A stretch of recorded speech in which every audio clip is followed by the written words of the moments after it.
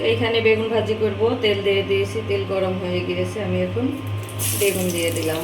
আর এই পাশে সিম আর গাজর আলু কেটে রেখেছি ভাজি করার জন্য। আসসালামু আলাইকুম, কেমন আছেন আপনারা? আশা করি ভালো আছেন। আমরাও আলহামদুলিল্লাহ ভালো আছি। তো এখানে যে বেগুন ভাজি করা হয়ে গিয়েছে, আমি নামিয়ে নিয়েছি। তো এখানে যে সিম ভাজিটা বসিয়ে দিয়েছি। আমি অল্প পরিমাণ হলুদের গুঁড়া আর স্বাদ মতো লবণ আর মরিচ দিয়ে বসিয়ে দিয়েছি। তো সিম ভাজিটা হয়ে গিয়েছে, আমি নামিয়ে নিয়েছি। এখন আমি কড়াইয়ে তেল দিয়ে দিয়েছি, তেল গরম হয়ে গিয়েছে। আমি এখন পাবদা মাছ ভেজে নিব। পাবদা মাছ দিয়ে টমেটো আলু দিয়ে রান্না করব। হালকা লবণ আর হলুদ মেখে নিয়েছি, ভেজে নেব।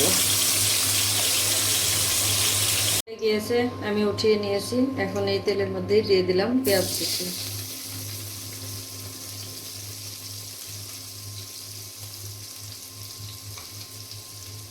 এখন পেঁয়াজ ভালো করে ভেজে নেব, নিয়ে বাকি মশলা দিয়ে দেব।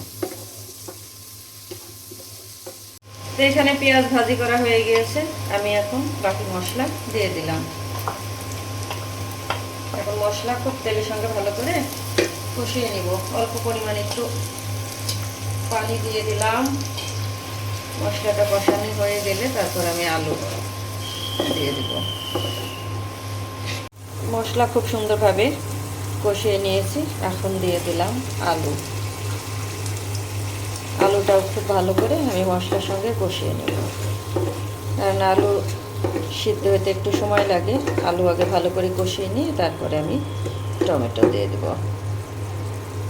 আলু কষানো হয়ে গিয়েছে, আমি এখন টমেটো দিয়ে দিলাম।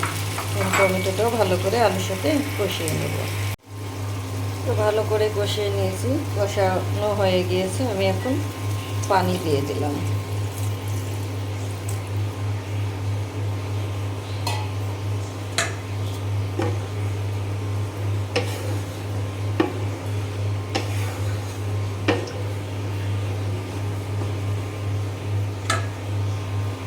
পানিটা ফুটে গেলে মাছ দিয়ে দেব।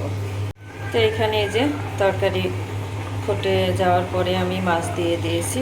এখন হওয়ার পরে আমি ধনিয়া পাতা কুচি দিয়ে নামিয়ে নেব। তো এখানে এই যে টমেটো আলু দিয়ে পাবদা মাছের তরকারি রান্না হয়ে গিয়েছে।